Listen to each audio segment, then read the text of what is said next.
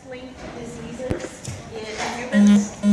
And the reason why most sex-linked diseases, which are basically diseases that result from mutations of genes on the X chromosome, the reason why these are primarily found in males is because males have only one X chromosome, and then they have the Y. And so in females, there are two X chromosomes. And if you recall, in our last lecture, I talked about how in females, mammalian female cells are a mosaic. Each cell has one inactivated chromosome, one activated X chromosome, and it's completely random. It's completely random. In one cell, it would be the paternally derived X chromosomes that is transcriptionally active. In another cell, right next to it, the active X chromosome would be maternally derived. So consequently, human females, or mammalian females overall, are considered mosaics when it comes to which X chromosome is active. Hence, if there is a mutation on one of the X chromosomes that a woman is carrying, at least probably 50% of all of her cells have the X chromosome that's active that's not carrying the mutation. And so you rarely ever see what are called X-linked diseases in a female. That's so rare. It's so rare. All right.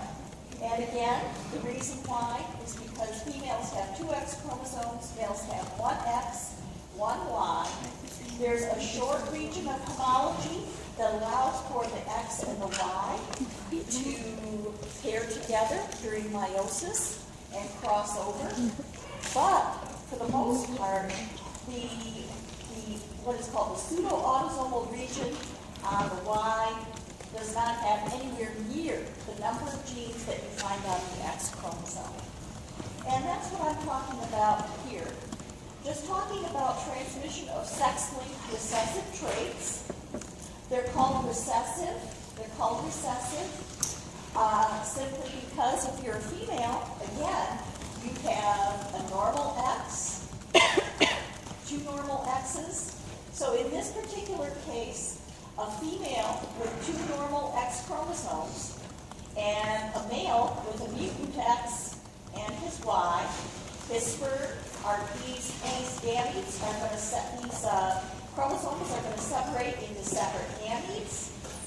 And if you FOIL what you have as a resulting offspring, you'll see that because the X chromosome from the male is carrying a mutation, all of the female progeny from this crossing are going to be carriers. They're going to be carriers of the mutation, but they're going to have a backup normal X chromosome. See that? All of the males from this crossing are going to be fully normal because they get their X chromosome from their mother. If the mother is, if you take one of these carriers now, and make her with a normal male, the sperm are going to carry the normal X, and of course the Y. Her ova will have the normal X or the mutant X, and then when you cross them, you're going to have one normal female, one carrier female, one normal male, and one male carrying the mutation. So he would be affected. Okay? Does that make sense to you? Can I repeat anything? You okay? All right. If a female is carrying a normal X chromosome and a X chromosome with a mutation, and she mates with a male that has the same mutation on his X chromosome, then what's going to happen is that's when you can actually get an affected female. As you see here. You'll also get an affected male. So 50% of the males will be affected. The other male will be normal, and the other female will be a carrier. Do you understand the concept of carrier? That a carrier is an individual who's carrying a mutant chromosome, but has a normal chromosome as a backup. Okay? This not only applies to X chromosome, this also applies to all of the autosomes, chromosomes 1 through 22. But in this case, we're talking about sex-linked recessive traits. So examples of sex-linked diseases are adrenoleukodystrophy, hemophilia, Fragile X, Duchenne muscular dystrophy, red-green color blindness, Lesch-Nyhan syndrome. The only one of these, actually there are two that are compatible with life. Fellows can get by with red-green color blindness. Right? They may have odd outfits now and then, but nonetheless, you can live with this. You can live with this, and it's through this type of arrangement you'll have a female now and then with red-green color blindness, but primarily it's male. The other disease that a fellow can live with is hemophilia. That's not always been the case, but now there are blood transfusions, not so much blood transfusions, but transfusions of the clotting factor that can allow somebody with hemophilia to live a normal life. Very expensive treatments, however. The other diseases are not compatible with what you call adult life. Young men with adrenoleukodystrophy develop serious neurological symptoms and die, usually in their early teens. Fragile X syndrome. This involves a breakage on the X chromosome. Males with Fragile X syndrome have profound retardation. Duchenne muscular dystrophy. This actually involves a mutation on the X chromosome, and the mutation is a gene that encodes a protein that's expressed in nerves and muscles called dystrophin. It's an enormous gene. Many different types of mutations appear in this. Most of the time, these young men will die also by the time they're in their early teens, simply from respiratory distress. The diaphragm is very weak and doesn't support proper respiratory movement. These individuals will develop pneumonia and die early on. Lesch-Nyhan syndrome is a very, very strange situation. In this case, these patients literally eat themselves to death. I mean, literally eat their own persons. They will chew away the tips of their fingers.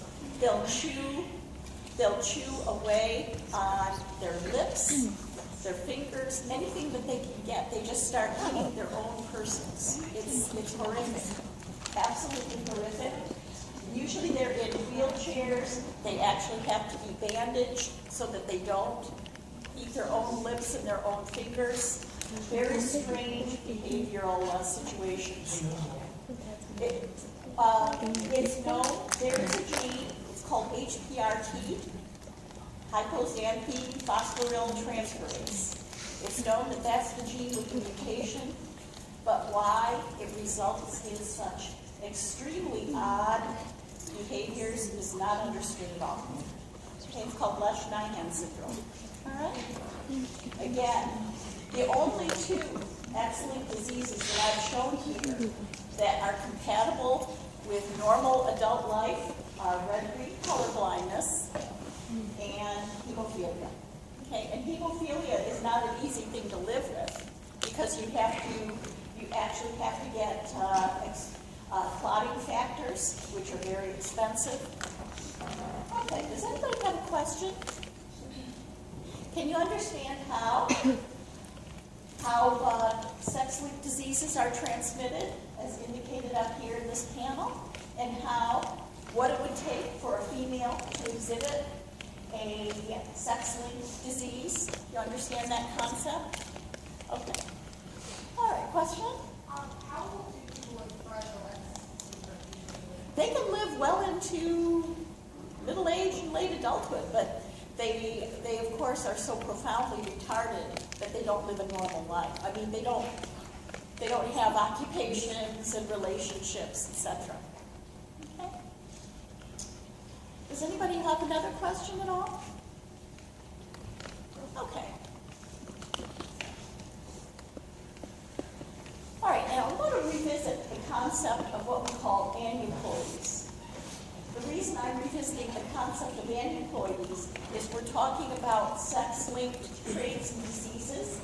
And I've already told you about how trisomy 21 or Down syndrome, it's an aneuploidy where you have 3 chromosomes 21. And this is actually one of the few aneuploidies that is compatible with life at all. Most aneuploidies, where you have an abnormal number of chromosomes, most of these, of course, end up in spontaneous abortion or miscarriage early on. Edwards syndrome, trisomy 18, is less common than Downs. Usually it's these babies will die in utero. But all of the rest of the autosomes, chromosomes 1, 2, 3, 4, 5, all the way up, if these appear in a trisome, if you have if a fetus is developing with 3 chromosomes 1, 3 chromosomes 2, 3, 4, 5, all the way up to chromosome 20 or 22, if you have 3 of these other chromosomes, it's not compatible with life at all. Not compatible with life at all. And as a matter of fact, that contributes to the reason why 60% of all fertilizations end in spontaneous abortion. So early on, a woman never has an idea that she was pregnant at all. That you don't even know a fertilization occurred because the zygote or very early embryo will die before there's a disruption of a woman's normal monthly cycle. Okay? Are we all right with that? Can I repeat anything? So again, if there's a trisomy in chromosomes 1 through 17, or chromosomes 19, 20, or 22, if you have a trisomy in any of those, there's going to be a disruption of the pregnancy so early on that there will not usually even be a disruption of the normal menstrual cycle. Okay? That's how fast the embryo or the zygote will actually die. The only aneuploidies compatible with a full-term pregnancy are trisomy 21, trisomy 18, although these babies die either right before birth or at birth. And then you have what are called the sex chromosome aneuploidies. And that's what I want to get to today. There are a number of sex chromosome aneuploidies that are compatible with life. It turns out that there are a lot of women walking around with 3 X chromosomes in their cells. 3 X chromosomes. That happens as a result of meiotic non-disjunction. And non-disjunction can occur in either meiosis 1 or meiosis 2. And what this involves is a lack of separation of the homologous chromosomes in meiosis 1, or a lack of separation of the 2 chromatids in the metaphase chromosome of meiosis 2. Okay? In that case, what you're going to end up with is a gamete with an extra chromosome and a gamete missing one. Same thing over here. You're going to end up with gametes with actually 2 gametes with some extra chromosomes and 2 gametes missing one. So n+1 versus n-1. That's what you get as a result of non-disjunction. And non-disjunction occurs with the sex chromosomes. It can happen in females. It can happen in males. Women walking around with 3 X chromosomes seem perfectly normal. That's because one of the extra X chromosomes are inactive anyway. There's only one active X, fully active X in each cell, so even the extra X chromosome is going to undergo X inactivation. There are a lot of men walking around with three sex chromosomes, his X, the Y, and there'll be an extra Y as well. But again, because this extra Y doesn't have a whole lot of genes on it to start with, you don't even know it. So these individuals, unless you do a karyotype as shown here, these individuals will not be picked up. They will not be picked up. If you have a young lady born with one X chromosome, in other words, she's one of these N-1 individuals, she has a fully active X, so she's compatible with life. There's no other X. This results in a syndrome called Turner syndrome. These young ladies tend to be very, very short. They have an interesting way of walking. Take a look at it.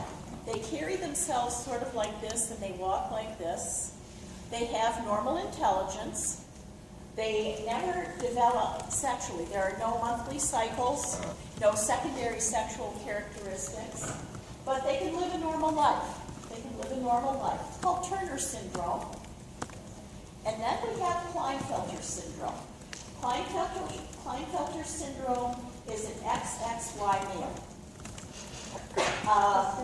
There's a fully active X, an 85% inactive X, 85% remember, and then there's the Y.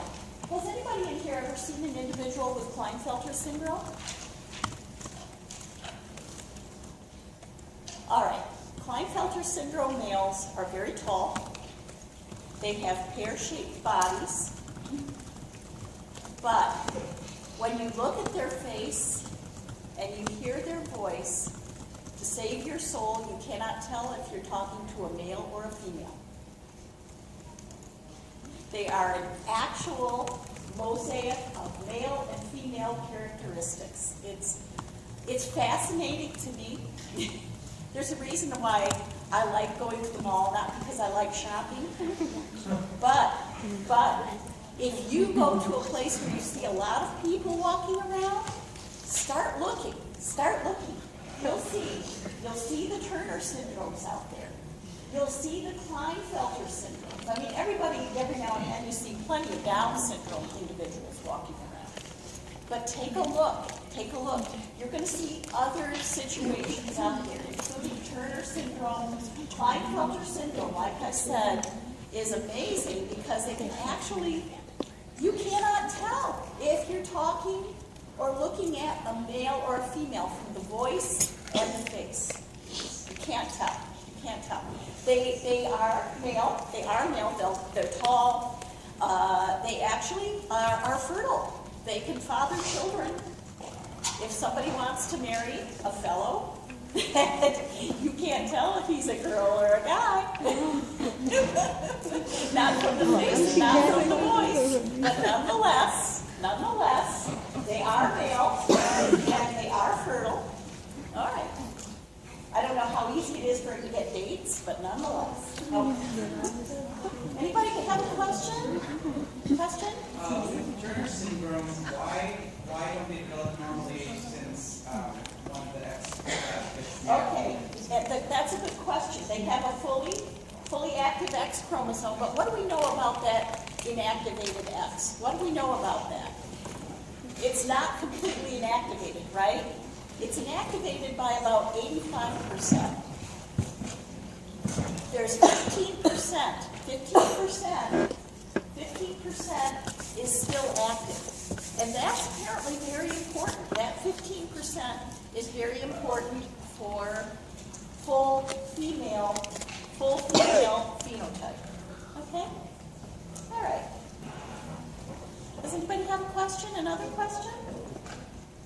Sex chromosome aneuploidies are fun. If you're not dealing with one on your own, right? I can't imagine anybody with Turner syndrome or Klinefelter syndrome has it easy. Okay. Any other questions? Okay. And so, like I said, these aneuploidies develop as a result of non-disjunction, whether it's in meiosis 1 or meiosis 2. They develop as a result of non-disjunction. And so, again, sex chromosome aneuploidies. Aneuploidy just refers to abnormal number of chromosomes. The sex chromosome aneuploidies are compatible with life. The autosome aneuploidies, with the exception of Downs, and to a degree, trisomy 18, the rest of the aneuploidies will miscarry early on in embryonic development. Okay? All right. Now I want to talk about something that's really not in your book at all. It's another mechanism for regulating genes and gene expression. So as I indicated earlier in our discussions on genetics, for each gene we have two alleles. One allele we got from our mother, one we got from our father, right? We're good with this? The maternally derived allele, the paternally derived allele. What's interesting is that there are 100 regions across the human genome. None of this is in your book. There are 100 regions across the human genome where there is a pair of alleles. One of the alleles will be shut down transcriptionally, and only the other allele will be expressed. That's called imprinting. It's called genomic imprinting. It's also, another term for it is autosomal dosage compensation. It's called autosomal dosage compensation, where of the two alleles for each gene, one allele is expressed, the other allele is not. It's called genomic imprinting. And in the human genome, it's known that there are about 100 regions where you find this regulation of gene expression, where one allele is expressed and the other one is not. Okay? The whole concept of genomic imprinting got started a long time ago when there was a group of scientists back in 1984 were doing what are called nuclear transplantation experiments. And in their experiments, what they would do, and this was done with mice. What they would do is they would have a fertilized egg where you would have a female pronucleus and a male pronucleus. Because what happens when a sperm fertilizes an egg is the nucleus from the sperm for a while is going to sit quietly in the fertilized egg. The egg's nucleus is going to sit quietly. These are both called pronuclei. They're called pronuclei. So in these experiments, you had a fertilized egg with a female pronucleus and a male pronucleus that came from the sperm. So what they would do in this experiment is they would pull out the male pronucleus, pull this male pronucleus out of the fertilized egg, and replace it with another female pronucleus.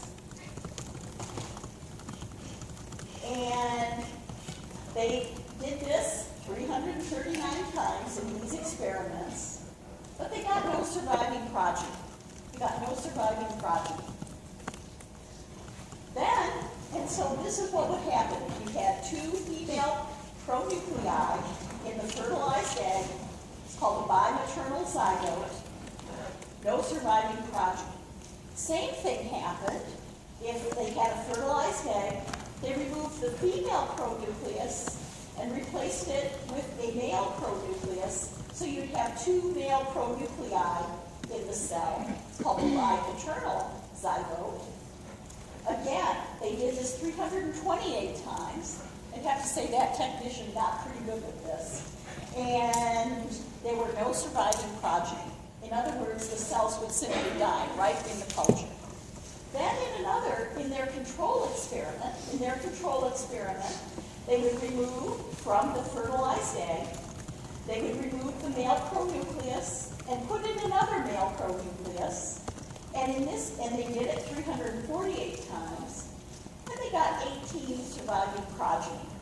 I mean, you can see right off that zygotes or fertilized eggs, they don't really like to be messed around in this way.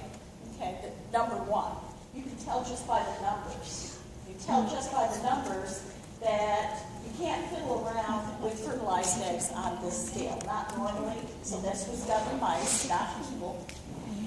But it indicated that probably just looking at this, that the two genomes, the male and female genomes in each of these pronuclei, they weren't exactly equal. They weren't exactly equal. That's what this experiment was showing. That it was not an equal number of alleles being expressed here, an equal number of alleles being expressed here to give you a surviving progeny. That there was an unequal, the genomes were not equivalent.